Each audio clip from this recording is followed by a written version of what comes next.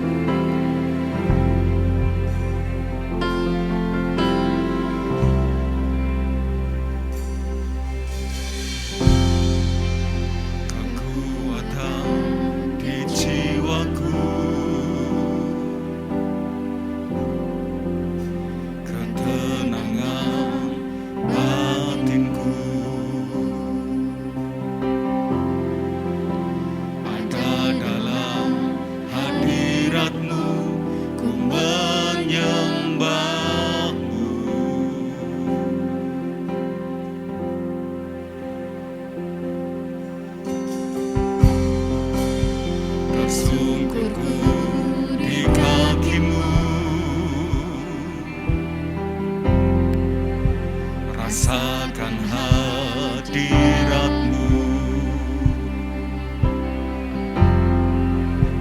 takkan ku melepaskan-Mu, Kau cahaya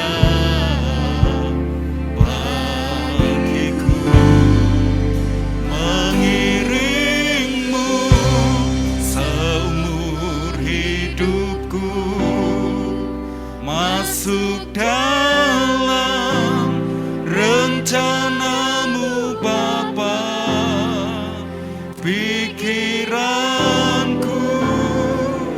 kehendakku, ku serahkan padamu, harapanku hanya di dalam-Mu, bukan teguh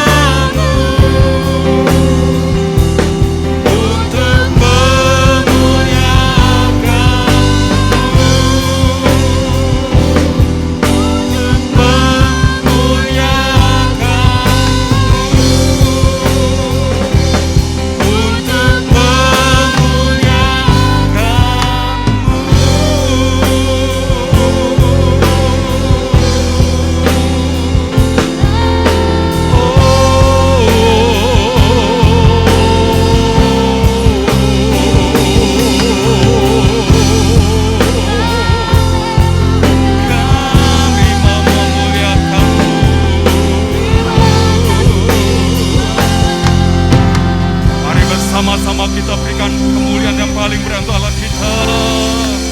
Haleluya.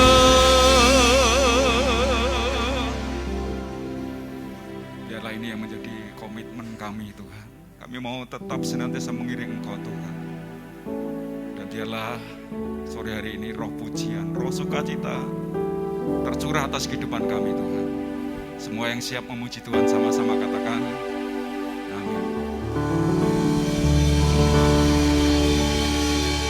Salam Bapak Ibu Saudara. Ada sukacita di rumah Tuhan, amin. Yang bersukacita katakan amin. Yuk yang bersukacita sekali lagi berikan kemuliaan yang paling meriah untuk Allah kita. Mari bersama-sama serukan namanya.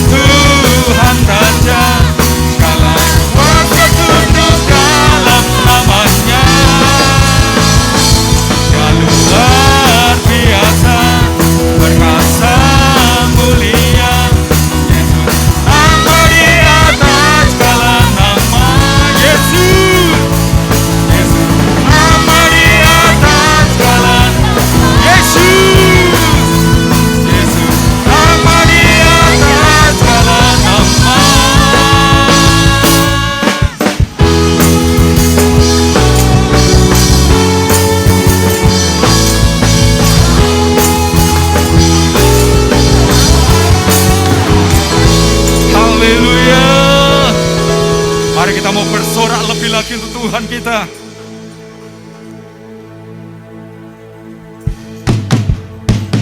Mari bertepuk bersama-sama.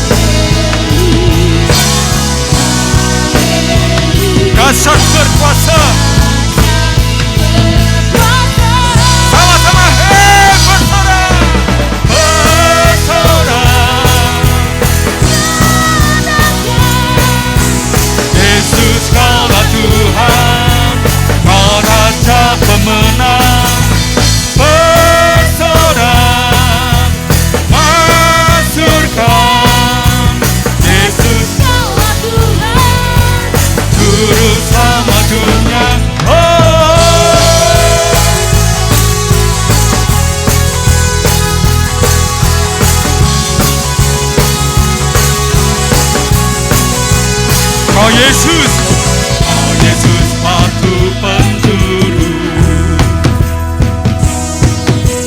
Karimulah keselamatanku, yang menang kalahkan malu,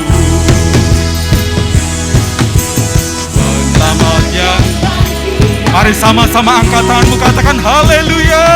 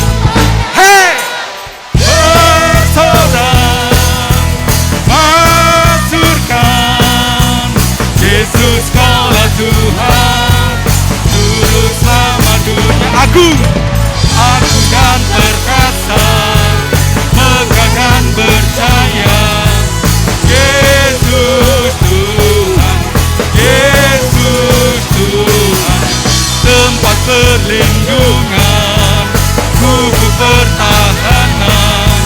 Yesus Tuhan, Yesus Tuhan. Haleluya. Yesuslah Tuhan. Saudara silakan duduk kembali. Mari kita mempersiapkan hati kita sampai akhir hidupku.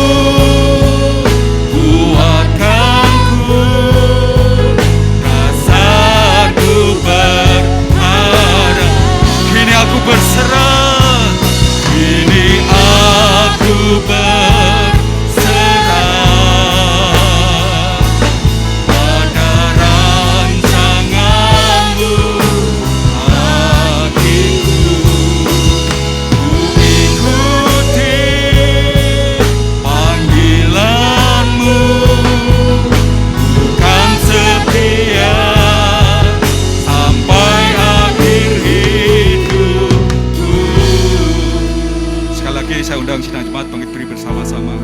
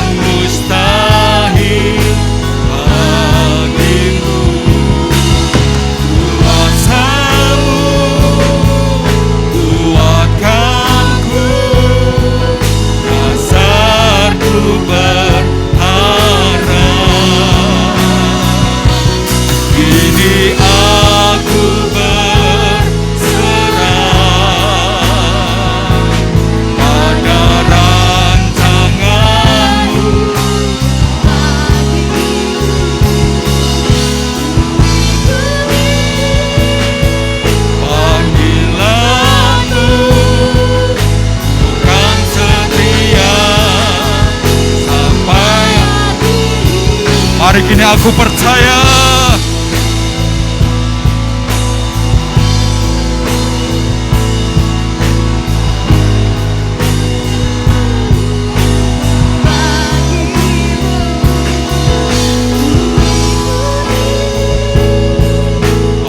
panggilanmu bukan setia sampai akhir hidupku.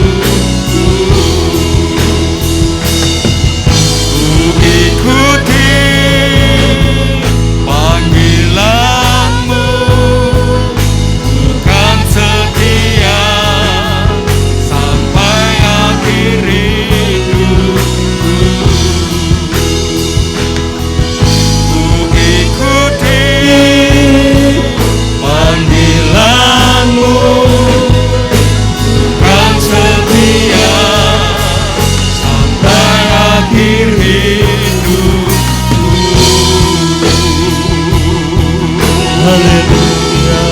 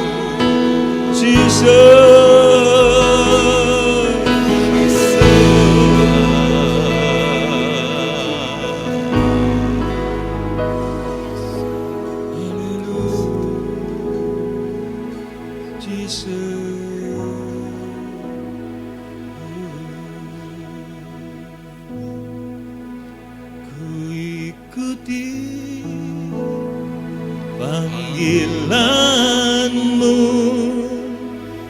bukan setia sampai akhir hidupku.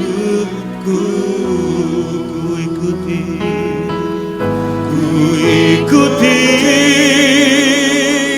panggilanmu bukan setia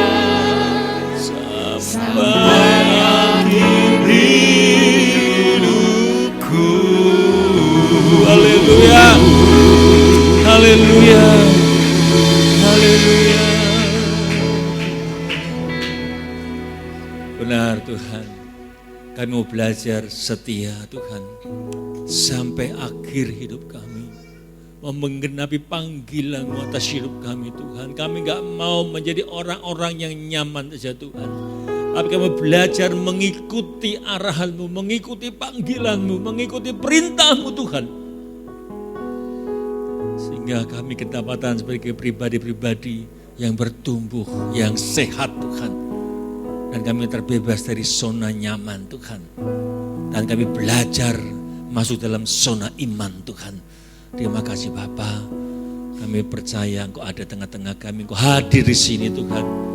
Engkau melihat setiap hati kami, Engkau melihat setiap kerinduan kami Tuhan. Biarlah kami memberikan tanah hati yang baik Tuhan. Kami persiapkan hati kami Tuhan untuk ditaburi benih firman-Mu Tuhan.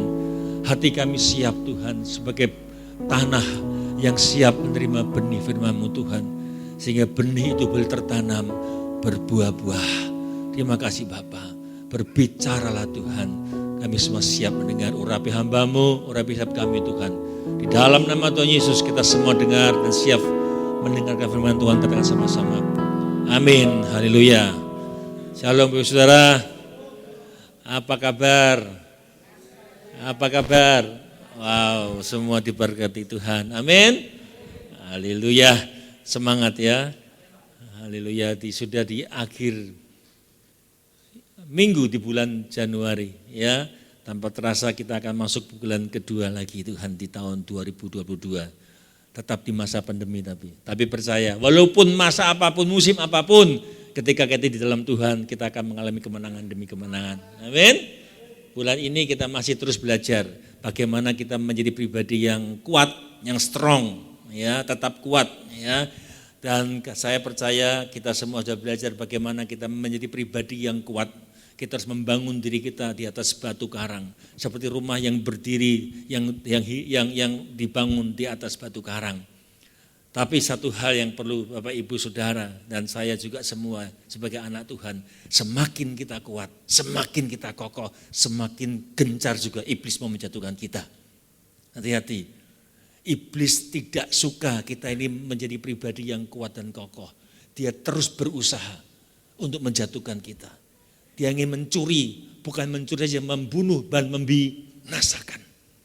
Ya, makanya semakin kita kuat, jangan sombong, jangan lengah, ya, jangan merasa kuat. Kenapa? Karena iblis juga berusaha menjatuhkan kita.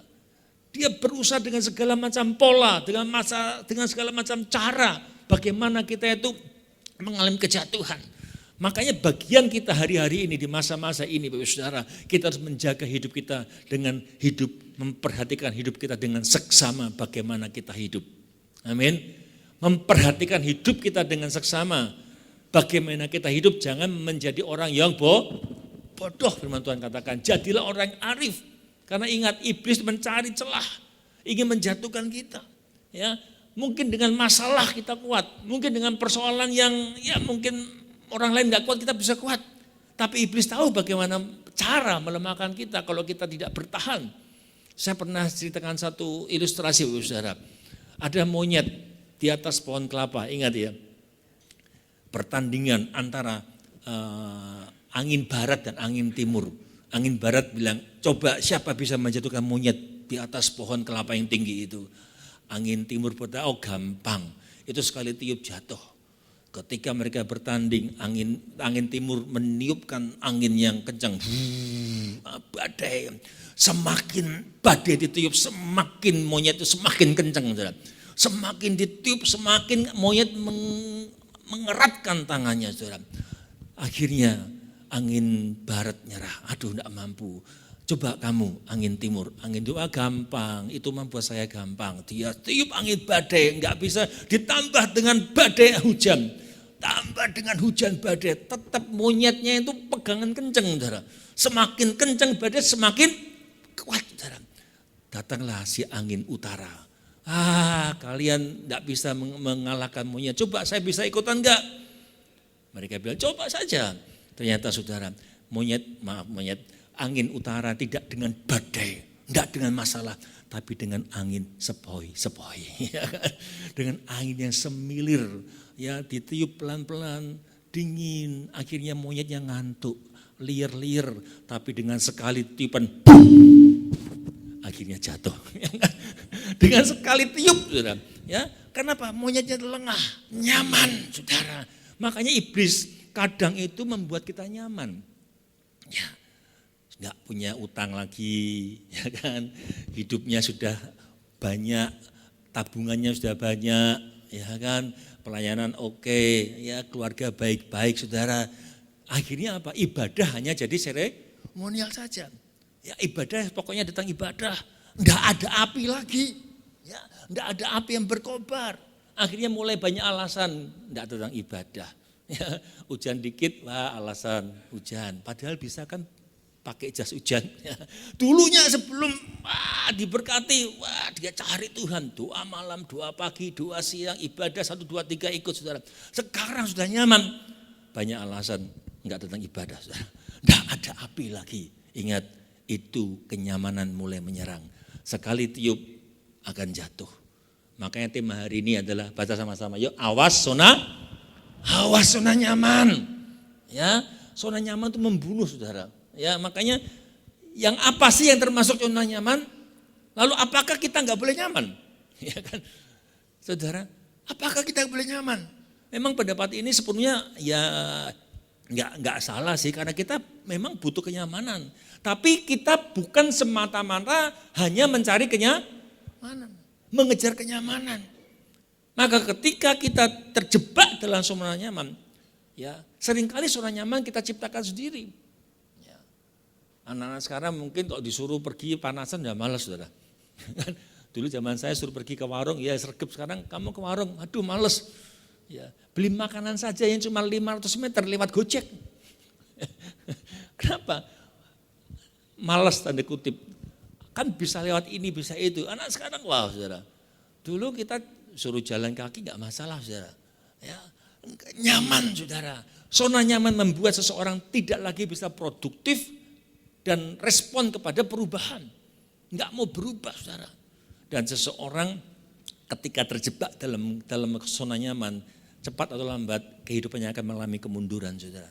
Mulai diserang rasa malas, nggak mau berubah, wes ini cukup lah. Padahal dia bisa berubah sebenarnya kalau mau.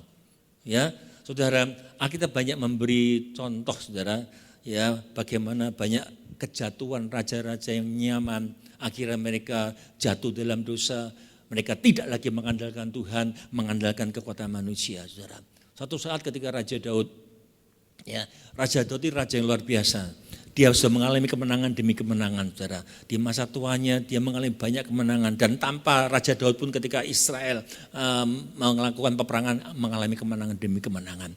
Satu hari ketika semua prajuritnya berperang, ya, Raja Daud tinggal di istana. Dia enggak mendengar dentuman peperangan, enggak ada pekik peperangan. Dia menikmati kenyamanan. Nah, ketika dia naik ke sotoh di istana, dia melihat Batseba sedang mandi. Nah, maka jatuhlah seorang yang bernama Daud ketika itu, saudara. Kenapa? Dalam posisinya nyaman. Makanya tujuan khotbah hari ini saya ingin mengajak kita jangan terjebak dalam zona kenyamanan, tapi kita beralih dari zona nyaman, kita masuk dalam zona iman. Amin. Dari zona nyaman pindah ke zona iman. Zona iman berat enggak, saudara? Wah, buat saudara. Ya, nyaman enak, saudara. Tapi bagaimana pindah ke zona nyaman? Kenapa? Zona iman. Karena semakin kita kuat dalam iman, semakin kokoh iman kita akan semakin bisa bertahan dalam serangan-serangan di masa-masa ini, saudara. Ya, saudara, umat Israel di dalam Ulangan pasal 4 ayat 1 diberi peringatan ketika mereka keluar dari Mesir, mengalami kemerdekaan. Kita baca sebentar. Ulangan 4 ayat 1. Ulangan 4 ayat 1. Ulangan 4 ayat 1. Ya. Ulangan 4 ayat 1. Ya, sama-sama baca. 2, 3. Maka sekarang hai orang Israel, dengarlah ketetapan dan peraturan yang kuajarkan kepadamu untuk dilakukan supaya kamu hidup dan memasuki serta menduduki negeri yang diberikan kepadamu oleh Tuhan Allah nenek moyangmu. Ini peringatan kepada orang Israel. Ya, ketika mereka dibawa keluar dari Mesir, mengalami kemerdekaan dari perbudakan 400 tahun oleh Mesir, saudara. Mereka diperbudak, saudara. Mentalnya mental budak, saudara. Tapi ketika mereka mengalami kemenangan, mereka dibebaskan dari perbudakan, mereka sukses dalam peperangan, mengalami kemenangan demi kemenangan. Bahkan mereka masuk tanah perjanjian. Maka ketika itu mereka diingatkan, ketika engkau masuk sana, dengar. Ya, ada peraturan yang harus kau lakukan. Ikuti perintah yang kuajarkan kepadamu dan dilakukan. Ini saudara. Saudara, ada bahaya dikatakan saudara. Kenapa? Ketika mereka enggak melakukan perintah Tuhan, mereka terlena. Ya, mereka harus terus mendengar akan firman Tuhan, belajar bukan sekedar mendengar tapi melakukan apa yang diajarkan, didengar. Sehingga mereka tidak terlena masuk dalam zona nyaman. Saudara, seringkali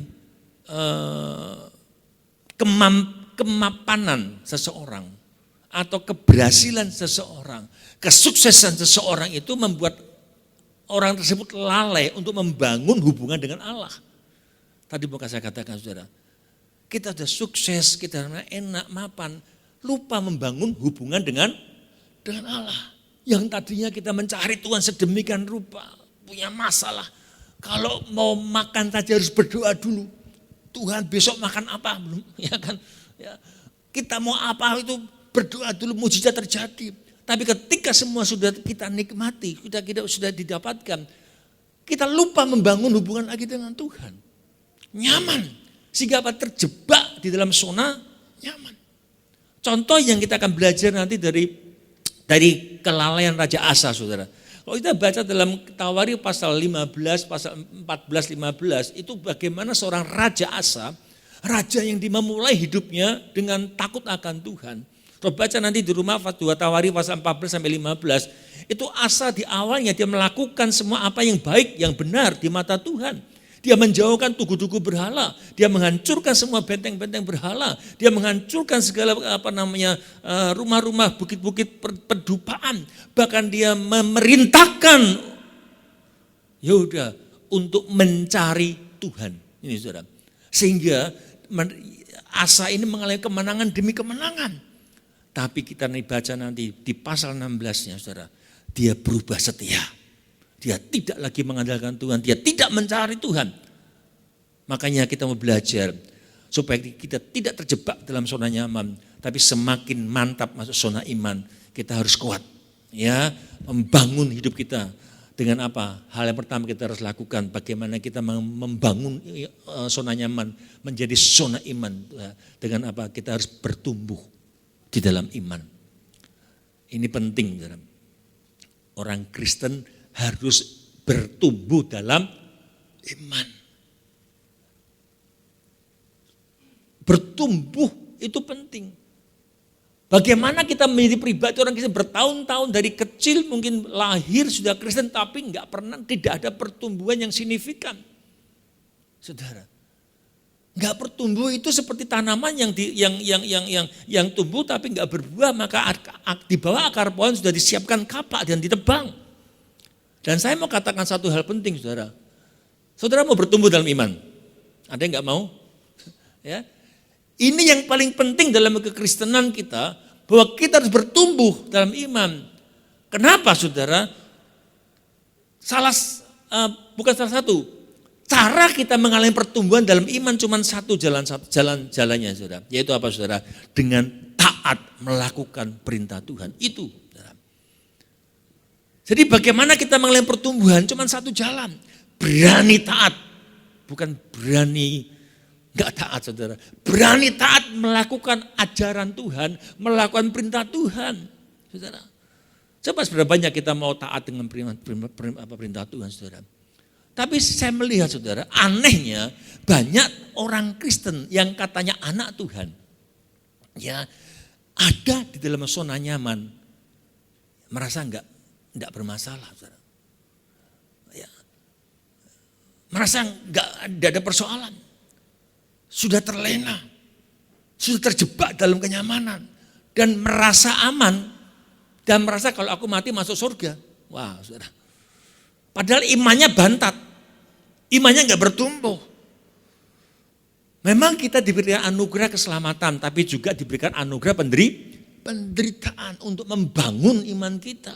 Saudara, ya, rawan sekali kalau kekristenan kita ini enggak bertumbuh, iman kita enggak kuat, iman kita mudah dan rapuh, saudara. Seperti seseorang yang membangun rumah di atas pasir, saudara. Iman seperti itu, ada badai, ada masalah, mudah goyah, mudah hancur, saudara. Kenapa, saudara? Karena iman enggak bertumbuh. Nah, bagaimana iman kita bertumbuh? Hidupnya harus berakar pada firman, pada Allah. Hidup saudara harus berakar pada firman. Saya sering katakan manusia itu di dalam Mazmur pasal 1 dikatakan seperti pohon. Kita diibaratkan seperti pohon, saudara. Pohon, apalagi pohon yang ditanam di tepi aliran air. Wah, sudah kena tanah banyak air, pasti akan dia berbuah pada musimnya. Saudara, saya mau katakan ketika bukan sebuah pohon ya, ada pohon ya, sebatang pohon ya. Ketika pohon itu akarnya enggak menyentuh tanah, apa yang terjadi? Ketika sebuah pohon akarnya enggak kena tanah, mati. Saudara, mati. Saudara tanam ya gampangnya tanam lombok atau tanam saudara, tomat saudara. Sudah tinggi 1 meter misalnya dicabut, taruh di pot, pindah tanpa tanah. Mati enggak saudara? Mati saudara. Tanaman itu saudara harus bersinggungan dengan tanah. Mari kita juga berpindah dari zona nyaman, pindah zona iman. Itu butuh yang namanya bersinggungan dengan tanah. Ingat, pohon tidak bisa hidup tanpa tanah. Sama halnya manusia tidak bisa hidup tanpa Tuhan.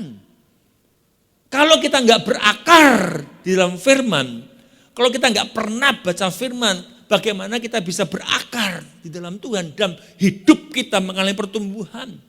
Ingat, kita ini seperti tanaman dan butuh yang namanya akar kita itu butuh ketemu dengan tanah, yaitu firman. Bagaimana berakar dan bertumbuh dalam iman?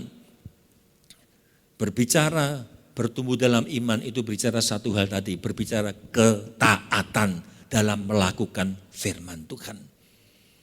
Pertumbuhan iman hanya akan terjadi ketika kita taat lakukan firman. Enggak bisa tidak. Makanya Amsal 2 mengatakan, saudara, ketika engkau mencari firman, seperti mencari perak. Kita baca nanti di Amsal pasal 5. Ya. Kita lihat sebentar.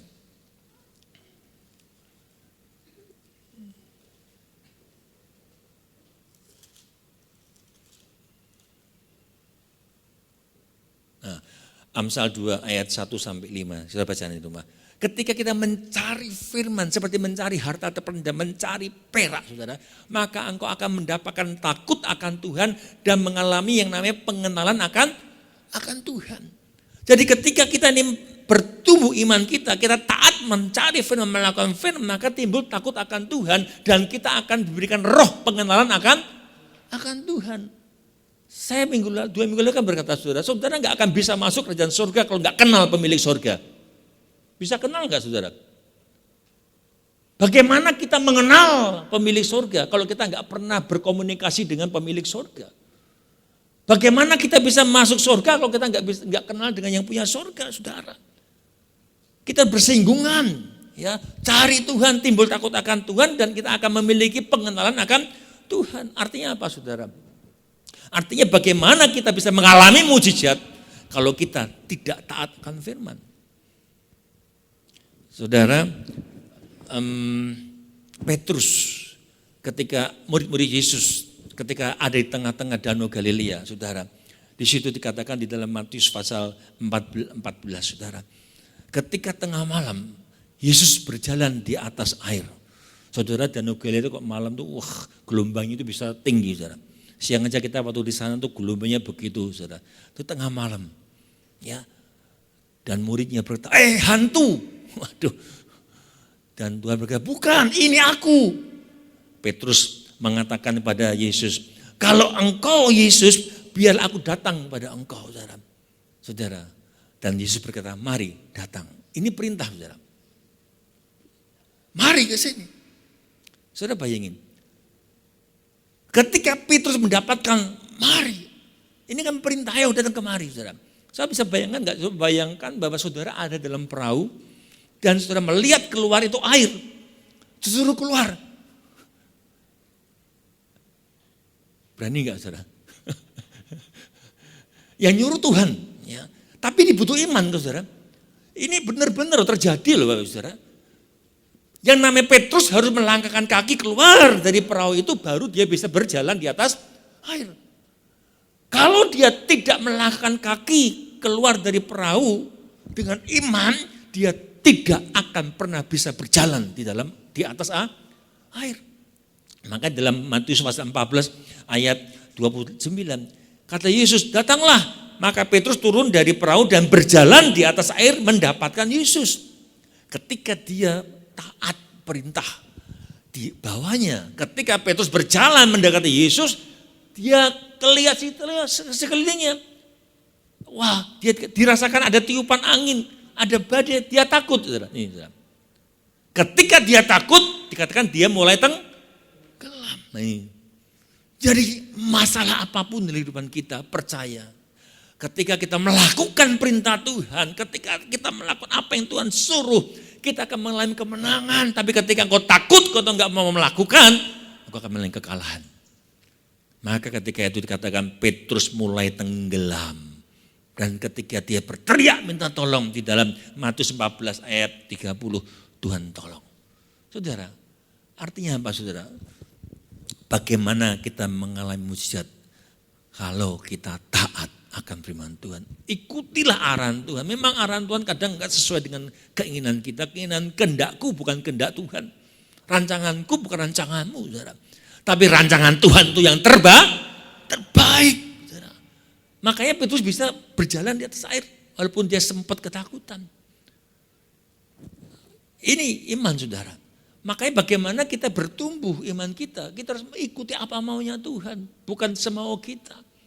Saudara, ketika Musa diperintahkan Tuhan, Musa, kamu angkat tongkat, ya, dan pukul itu ulurkan tanganmu ke atas laut dan belahlah air. Bayangin saudara, di belakang itu seluruh tentara Mesir sedang mengejar orang Israel yang keluar dari Mesir. Saudara. Seluruh tentara keluar dan seluruh prianya juga ikut mengejar. Saudara. Di depan ada laut, masalah enggak saudara? Ketika Musa diperintahkan Tuhan, ulurkan tanganmu dan belahlah laut. Itu tuh tongkat. Masa laut terbelah? Dibutuhkan iman nih saudara. Kalau dia enggak percayalah apa sih Tuhan? Musa enggak akan bisa membelah laut saudara. Makanya saudara saya mengatakan apapun masalah saudara. Ya, persoalanmu saudara.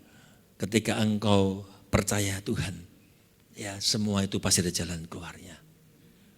Justru masalah yang dihadapi orang Mesir ini, laut itu masalah enggak saudara?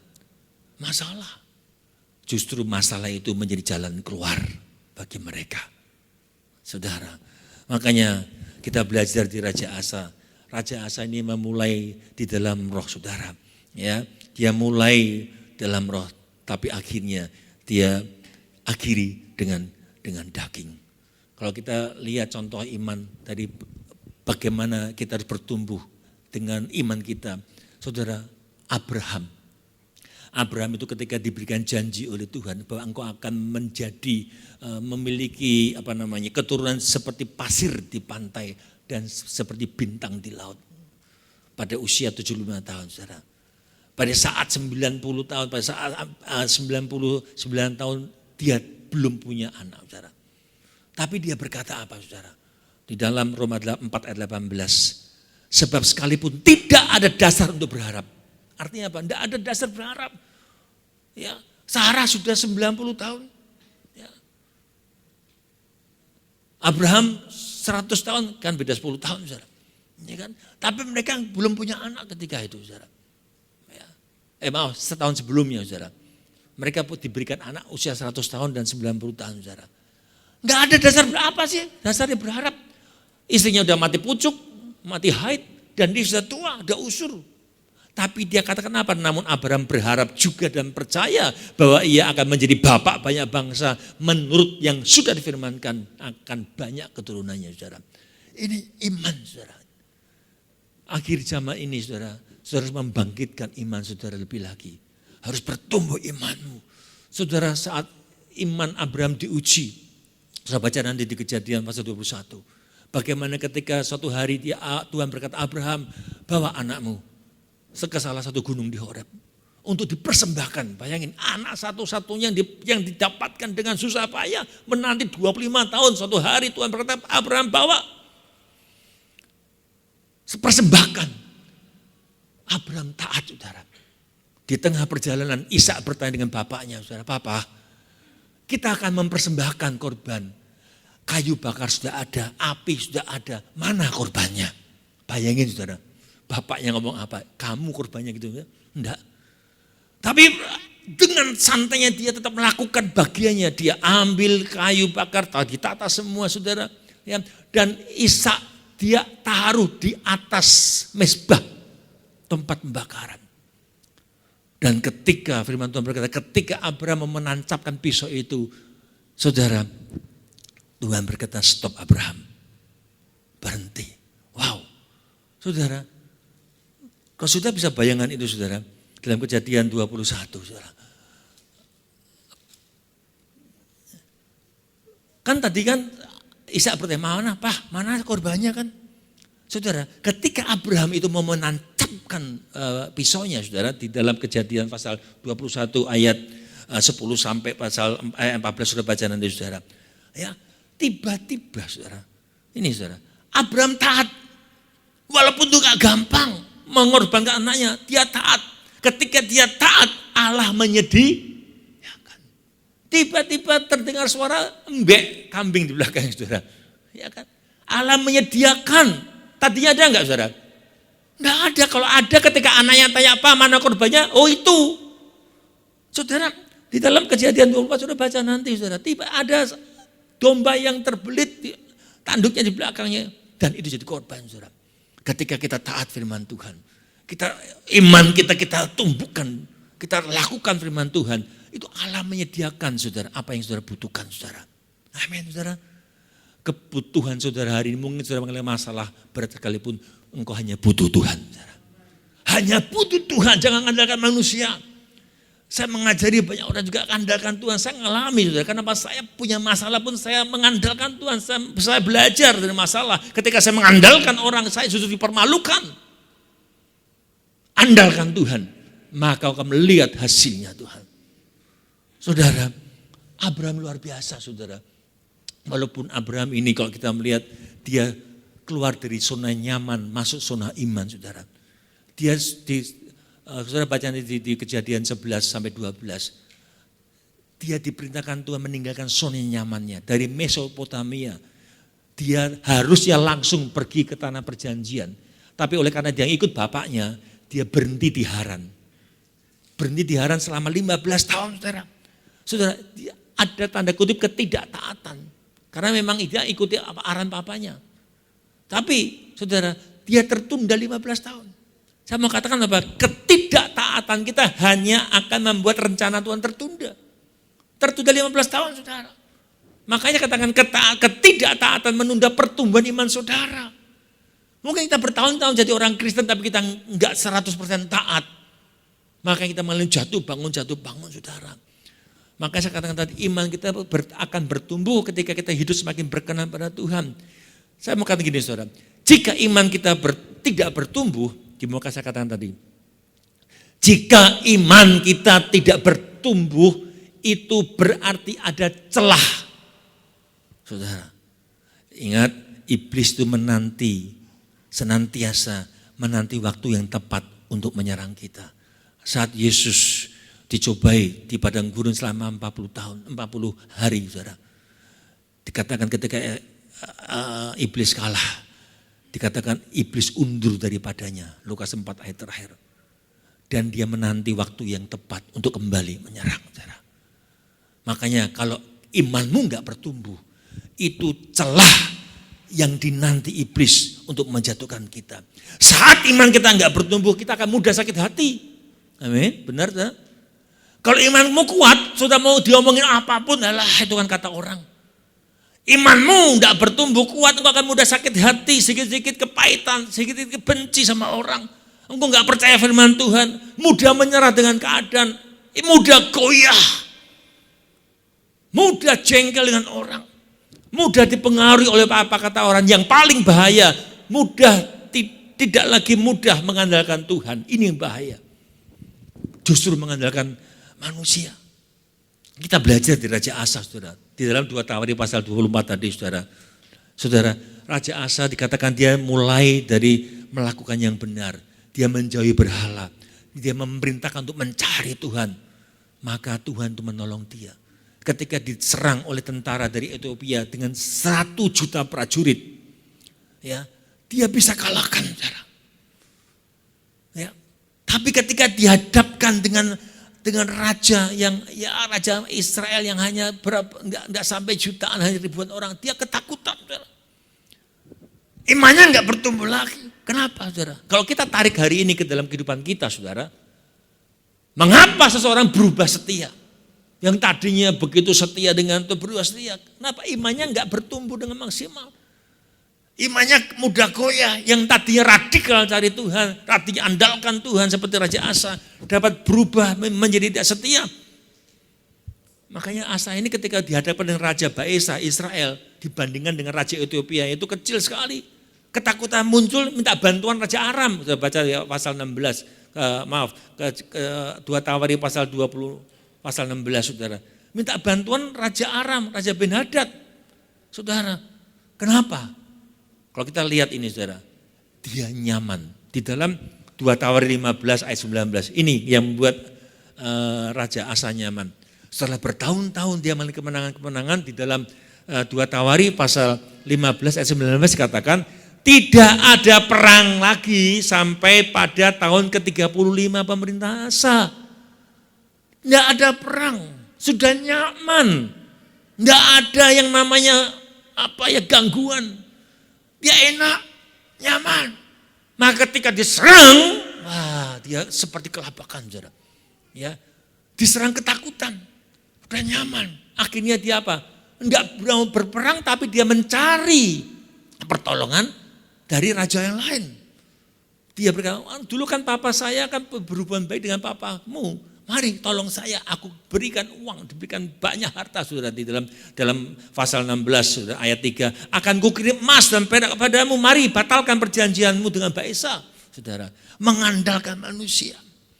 Saudara, karena nyaman.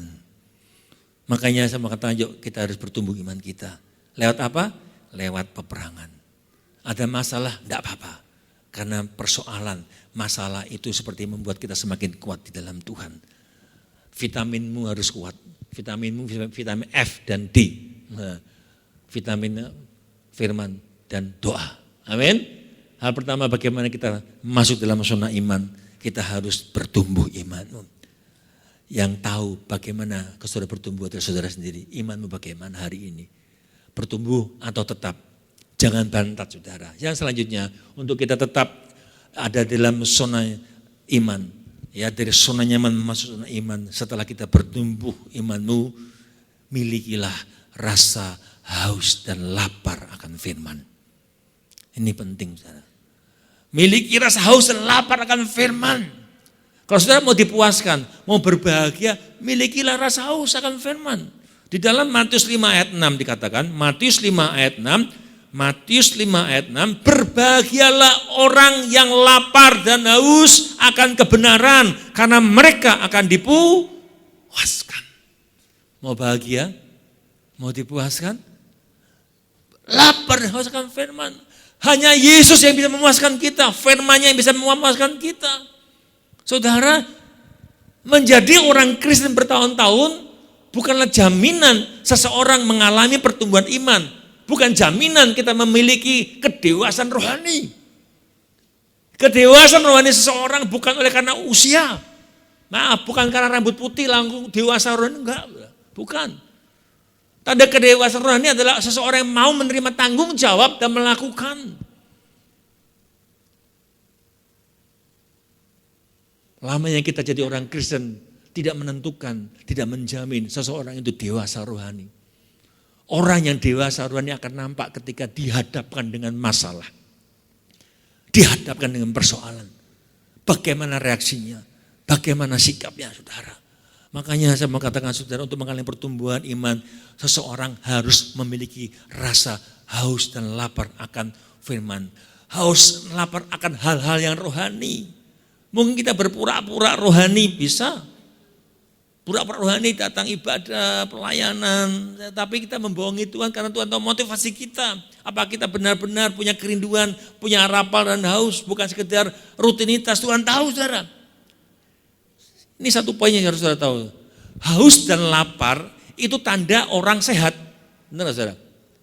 Tanda orang memiliki kehidupan yang sehat itu lapar dan haus. Saya ulangi, lapar dan haus adalah tanda orang hidup sehat. Orang sehat itu lapar, haus. Kapan orang nggak mau lapar? Kapan nggak mau makan, nggak mau minum? Kapan? Waktu sakit. Waktu sakit makan males, nggak enak, ya kan? Kecut. Benar kan saudara? Lapar, rasanya aduh malas makan. Kenapa sakit? Coba kalau pas sehat, ya Andre? Balap ya kan, berapa piring pun habis saudara. Kenapa sehat saudara? Lapar dan haus adalah sesuatu yang vital dalam kehidupan kita. Jadi nggak salah kalau saya katakan bahwa ketika roh saudara tidak lagi lapar dan haus akan firman, nggak lagi lapar dan haus akan hal-hal rohani, maka rohmu sedang sakit. Benar saudara? Manusia roh dan manusia jasmani. Jasmanimu tiap hari butuh makan enggak? Ada yang makan cuma sehari sekali? Minimal 2 kali kan, saudara? Untuk terapi saya itu, saya punya langganan, dia kalau makan 2 hari sekali. 2 hari sekali makannya, saudara. Makan pun enggak banyak. Tapi saudara, kalau jasmani kita enggak dikasih makan gimana? Lemes saudara. Petinju kulit hitam dengan kulit putih, kalau tinju menang mana? Kulit hitam ya, banyak kan saudara.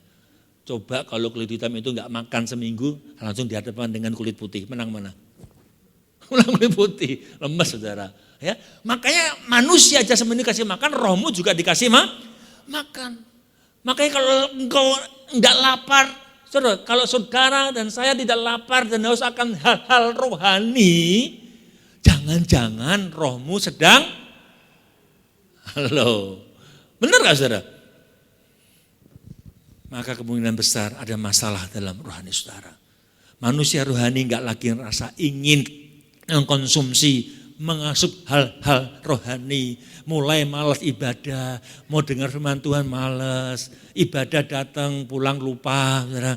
Gak mau bertahan, firman gak bisa bertahan. Sampai sini keluar sini, saudara.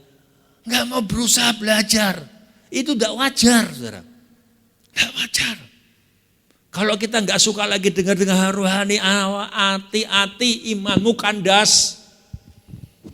Saudara, makanya pertanyaannya, seberapa banyak dari saudara yang peduli dalam diri saudara ketika sudah merasa, aduh saya kok sudah mulai tidak ada lapar dan haus akan hal-hal rohani.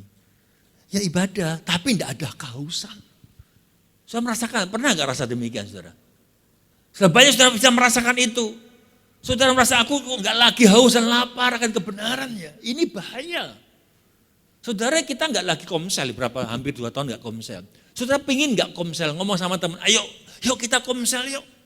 2-3 orang atau 2 keluarga kumpul, kita tiap minggu ketemu komsel. Itu suatu kerinduan kelaparan. Saudara ada kerinduan ketemu dengan teman kita komsel. Ayo 2-3 orang seminggu ketemu. Kalau tidak bisa 2 keluarga, 3 keluarga kita ketemu tiap minggu. Kita bicara, ngopi bicara tentang firman. Itu ada kerinduan. Kalau enggak kan bahaya saudara. Kalau saudara saya tidak pernah dahaga akan Allah, mungkin kita kenyang dengan hal-hal yang duniawi. Zona nyaman akibatnya akan mati rohani. Fatal saudara. Kalau rohani kita mati saudara. Fatal kalau rohani kita ini mati, kita enggak terasa mati. Saudara, Beberapa waktu lalu adik saya datang ke rumah saya dan saya tanya, kamu sudah vaksin? Belum, enggak. Kenapa? Tensiku tinggi.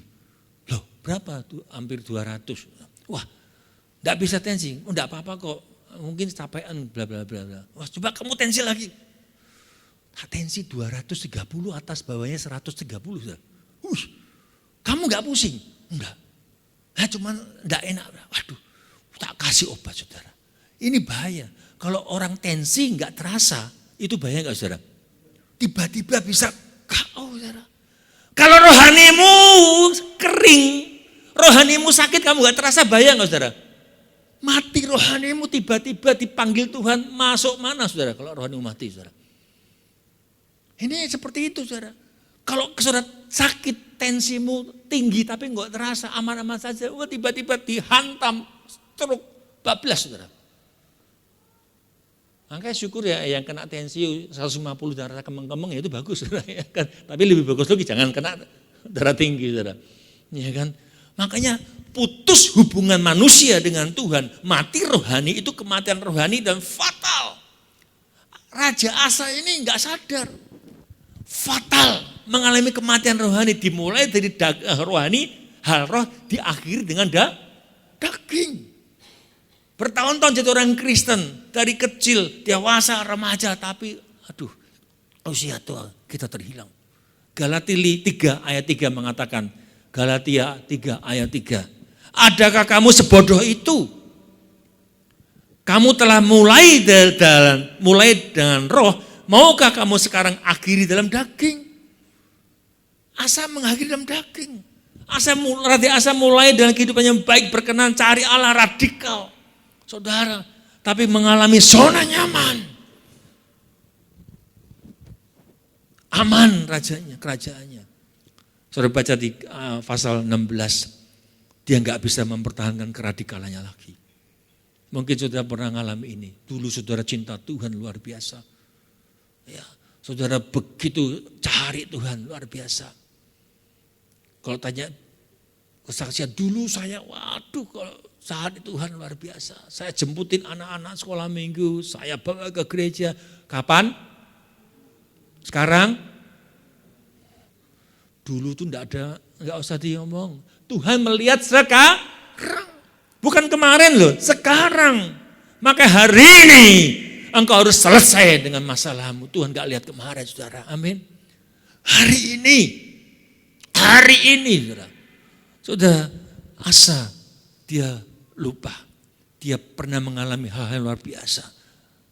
Dia nyaman. Sehingga ketika dia diserang oleh Raja Israel, dia ketakutan. Padahal sebelumnya melawan 1 juta orang, dia mengalami kemenangan. Karena bersama dengan Tuhan. Ini bahaya. Nah, orang yang tidak bertumbuh imannya, saudara, ini tandanya saudara. Ketika ditegur malah marah. Loh, ini Raja Asa ini ketika ditegur oleh Nabi, dia marah. Kita baca saudara di dalam 2 Tawari pasal 16. Ini tanda-tanda orang yang mulai mati rohaninya saudara. Yang enggak bertumbuh imannya di dalam 2 Tawari 16 ayat 7 sampai 12. 2 Tawari 16 ayat 7 sampai 12.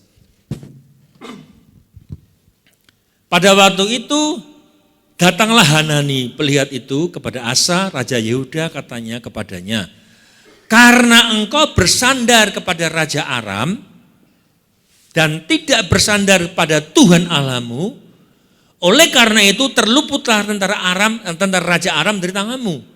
Bukankah tentara Ethiopia dan Libya besar jumlahnya, kereta dan orang berkudanya sangat banyak, namun Tuhan telah menyerahkan mereka ke dalam tanganmu karena engkau bersandar padanya. Karena mata Tuhan menjelajah seluruh bumi untuk melimpahkan kekuatannya kepada mereka yang bersungguh hati kepada Dia. Dalam hal ini engkau telah berlaku bodoh. Sebab itu mulai sekarang engkau mengalami peperangan. Mulai sekarang engkau mengalami peperangan, tadinya aman. Karena engkau demikian engkau mengalami peperangan. Coba bayangin ayat 10-nya ketika ditegur. Apa katanya? Maka sakit hatilah Asa karena perkataan itu, ditegur malah sakit hati. Ini tanda orang-orang yang mati rohaninya. yang gak bertumbuh imannya, yang gak haus lagi dengan firman. Karena firman itu akan menguatkan kita. Ditegur bukannya puji Tuhan. Ada lagi? Nah, saya ditegur gitu ya. Ada lagi tegurannya? Mau gitu tak? Ditegur gimana? Ada lagi. Amin. Ditegur gimana? Ada lagi tegurannya. Ya, belajar. Ya, ada lagi yang bisa menegur saya. Ya, jangan malah marah-marah. Saudara, lihat saudara. Itu tanda orang mengalami defisit iman. Bukan hanya marah, ia memasukkan dalam penjara. Bayangkan saudara, ini Raja Asa yang mengawali hidup dengan roh yang luar biasa. Berakhir seperti itu saudara. Bahkan tragis saudara, ironis saudara.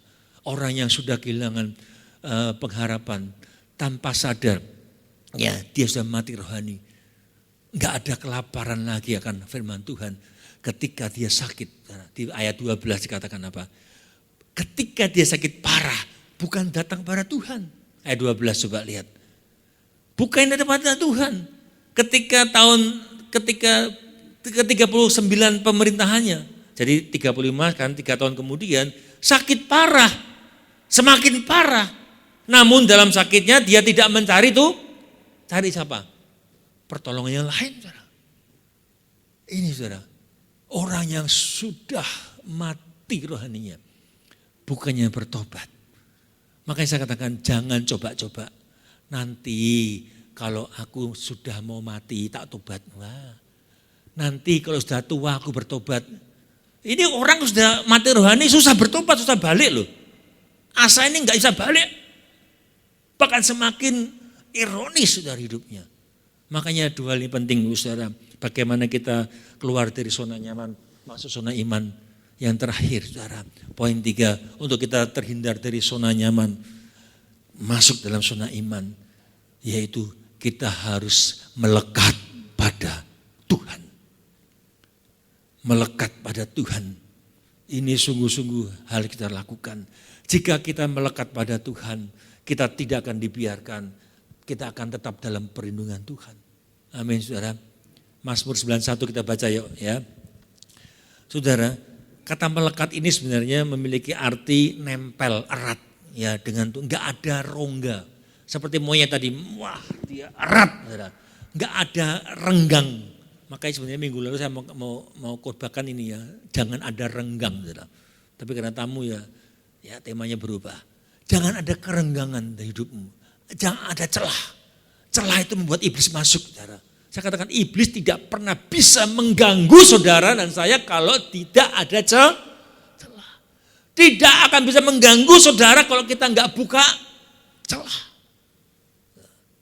Makanya saya mau katakan saudara, melekat ya pada Tuhan. Di dalam Mazmur 91 ayat 14, kita lihat sebentar ini saudara. Yuk sama-sama baca saja, Mazmur 91 ayat 14 sampai 16 saja, 16.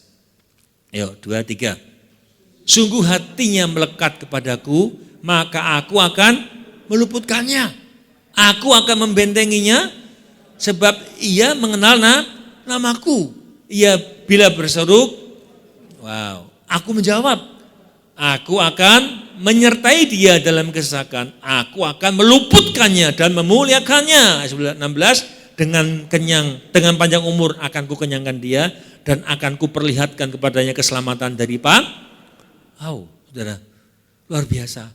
Kata melekat itu seperti orang yang menanti-nantikan Tuhan.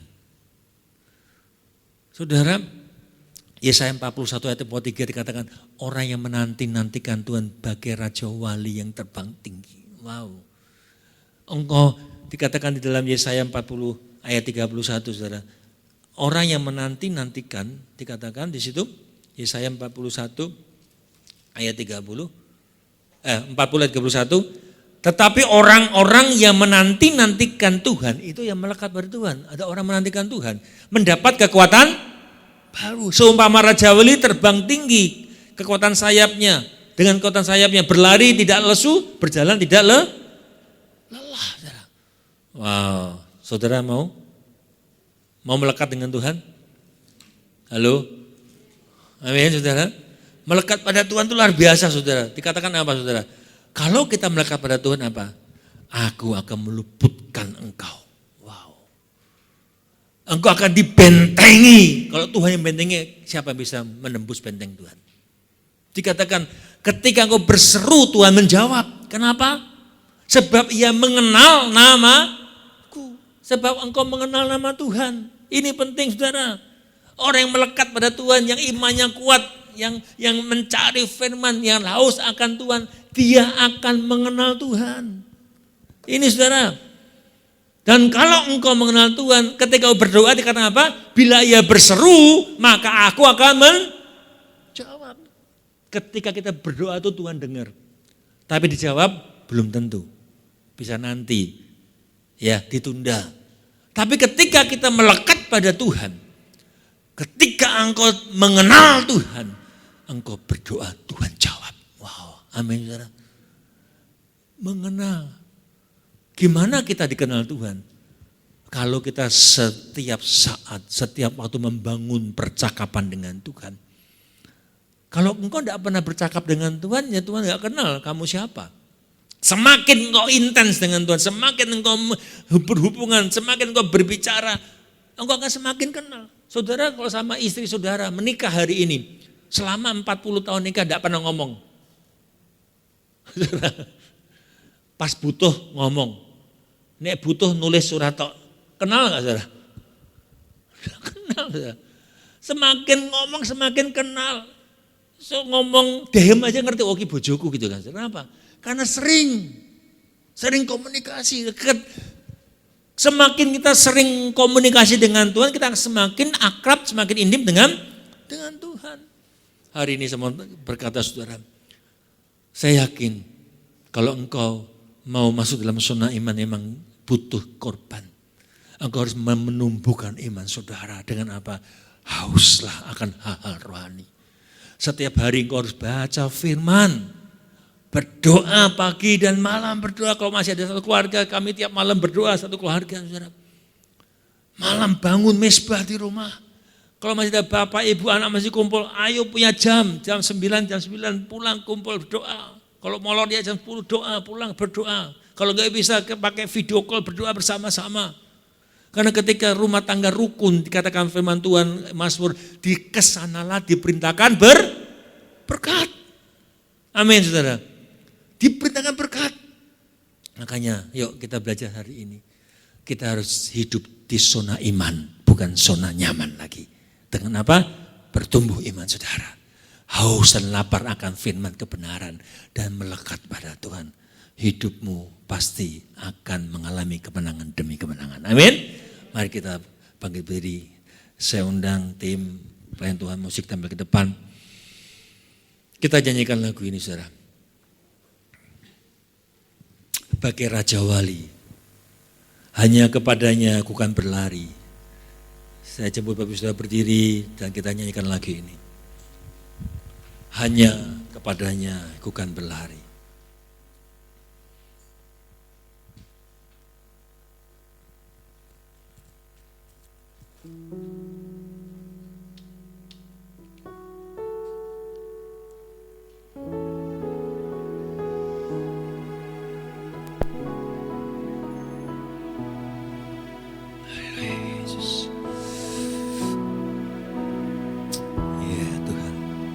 Hanya kepadanya. Hanya kepadanya ku kan berlari di saat ku bimbang dalam hidupku, yang aku percaya dalam hadiratnya ada kekuatan yang baru. Walau ku melangkah dalam tekanan, badai pencobaan datang menghadap, yang aku percaya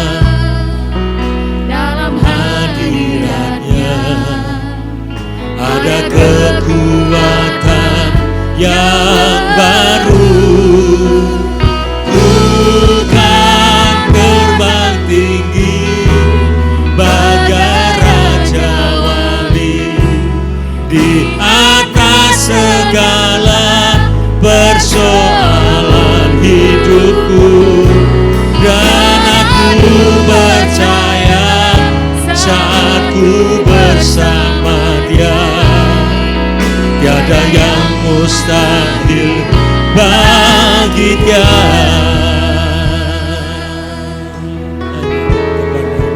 Nyanyikan dengan hati yang kepadanya ku kan berlari di saat ku bimbang dalam hidupku, yang aku percaya dalam hadiratnya ada kekuatan yang baru. Walau ku melangkah dalam tekanan, badai pencobaan datang menghadang, yang aku percaya dalam hadiratnya ada kekuatan yang baru. Bukan terbang tinggi bagai Raja Wali di atas segala persoalan hidupku, dan aku percaya saat ku bersama Dia, tiada yang mustahil bagukan terbang. Bukan terbang tinggi bagai Raja Wali di atas segala persoalan hidupku, dan aku percaya saat ku bersama Dia, tiada yang mustahil. Sekali lagi, ku kan terbang tinggi, bukan terbang tinggi bagai Raja Wali di atas segala persoalan hidupku, dan aku percaya saat ku bersama Dia, tiada yang mustahil bagi Dia, tiada yang mustahil bagi Dia, tiada yang mustahil, tiada yang mustahil bagi Dia. Haleluya.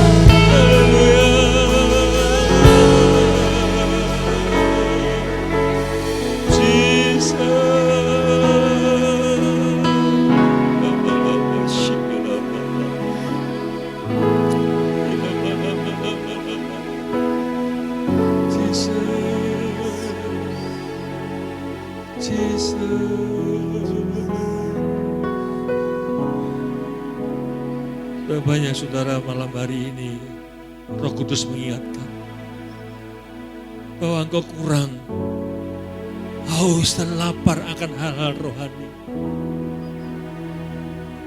Mungkin kau mengabaikan hal-hal yang rohani. Engkau lebih mementingkan hal-hal yang jasmani dalam hidupmu. Tanpa engkau sadari, engkau mulai defisit hal-hal rohani. Bahkan mengalami kematian dalam rohanimu. Tanpa terasa engkau masuk dalam zona nyaman, terlena. Malam hari ini ketika Roh Kudus mengingatkan engkau mulai undur, engkau mulai jauh, engkau enggak lagi rindu hal-hal yang rohani, engkau enggak rindu lagi menggali hal rohani dalam hidupmu, engkau sibuk dengan hal yang jasmani. Mari lihat hati masing-masing. Sejauh mana engkau ada, sejauh mana kerohanianmu saat ini? Apakah engkau masih rindu, masih punya api yang berkobar-kobar untuk mencari Tuhan? Mungkin kau nyaman hari-hari ini. Setiap manusia punya tingkat kenyamanan masing-masing. Setiap manusia punya zona nyaman masing-masing. Mungkin kau punya zona nyaman dalam hidupmu.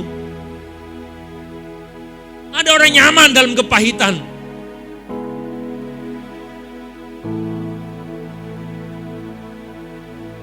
Itu nyamannya gak benar.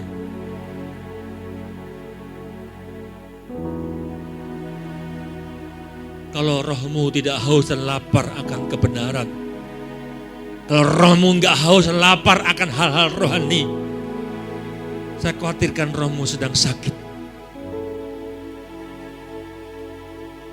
Karena itu sering kali mudah kepahitan, mudah jengkel, mudah menghakimi orang lain, mudah mencari salah orang lain, mudah goyah, gak lagi mengandalkan Tuhan, lupa punya Tuhan yang besar, punya Tuhan yang hebat. Malam hari ini, koreksi setiap pribadi masing-masing. Mari lihat kedalaman. Tuhan berkata, aku menjelajahi bumi. Tuhan menjelajahi hati kita malam hari ini. Tuhan tahu kerohanian kita masing-masing. Kali milikilah kerinduan untuk lebih lagi haus dan lapar akan Tuhan. Engkau mungkin hari ini datang dengan sakit. Percayalah, mujizat itu masih ada. Engkau datang dengan masalah apapun, masalah keuangan, masalah keluarga, masalah pekerjaan, percayalah masih ada Tuhan. Masih ada Tuhan. Engkau mungkin lupa hal ini, sehingga engkau lupa menghadirkan Tuhan dalam hidupmu. Masalahmu hanya butuh Tuhan, bukan yang lain.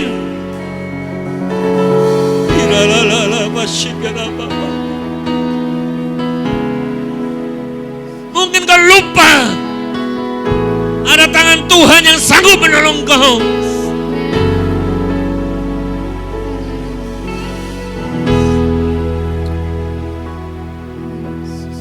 Sejauh mana hubunganmu dengan Tuhan, sejauh mana keintimanmu dengan Tuhan, sejauh itu pula Tuhan akan intervensi dalam hidupmu. Kita punya Allah yang adil. Dia Allah yang murah. Dia sangat rindu memberkati anak-anaknya. Dia sangat rindu memberkati saudara saya. Tapi seringkali kita yang belum siap menerima berkat itu. Masih ada dosa, masih ada pelanggaran. Wadahnya belum siap, masih bocor di sana sini. Belum selesai dengan Tuhan. Mari malam hari ini, jadilah orang-orang yang siap menerima janji Tuhan. Melekatlah pada Tuhan. Melekatlah pada Tuhan. Melekatlah pada Tuhan. Maka kau akan melihat, kau akan lihat hal yang luar biasa. Syukuri apa yang terjadi atas hidup. Di balik ucapan syukurmu ada berkat. Jangan ngomel. Jangan bersungut-sungut. Tuhan, Hamba-Mu serahkan hidup kami, anak-anak-Mu Tuhan malam hari ini Tuhan. Engkau melihat keberatan mereka masing-masing. Mereka datang dengan seluruh keberadaan mereka. Mungkin ada sedang lemah. Mungkin sudah gak lagi punya gairah dengan Tuhan. Mungkin ibadah hanya rutinitas. Gak punya haus dan lapar lagi akan Tuhan. Gak peduli lagi atas hidupnya. Gak sadar kalau rohaninya mulai kandas. Tuhan, Kau berbicara secara pribadi Tuhan. Buka hatimu. Tuhan mau berkata-kata secara pribadi dengan Engkau. Ya Allah,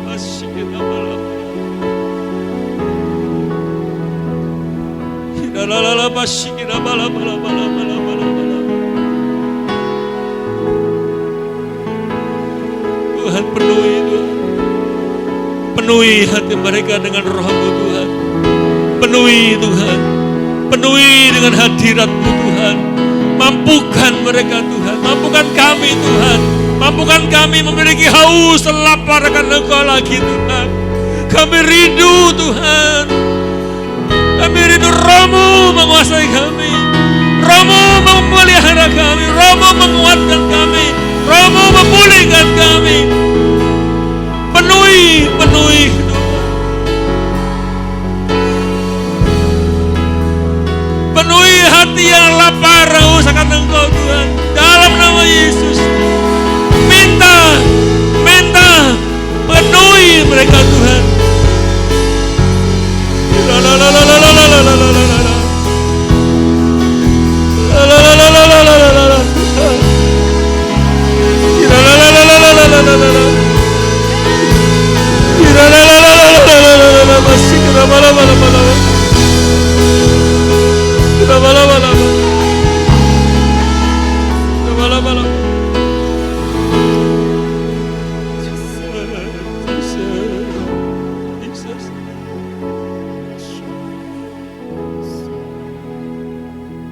Di tempat Anda masing-masing, Kau berkata pada Tuhan, aku mau Tuhan.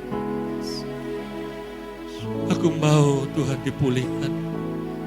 Aku mau lagi Tuhan, lapar dan haus akan Engkau Tuhan. Kembalikan cinta mula-mula itu Tuhan. Bergairahlah dengan Tuhan kembali. Bangkitkan cinta mula-mulamu dengan Tuhan. Kejar dia. Sampai kau dapatkan. Satu kali dalam hidup kalian harus radikal. Sekali itu radikal dengan Tuhan. Sampai kau mengalami berjumpa dengan Tuhan. Habis-habisan dengan Tuhan. Sampai kau mengalami berjumpa dengan Tuhan.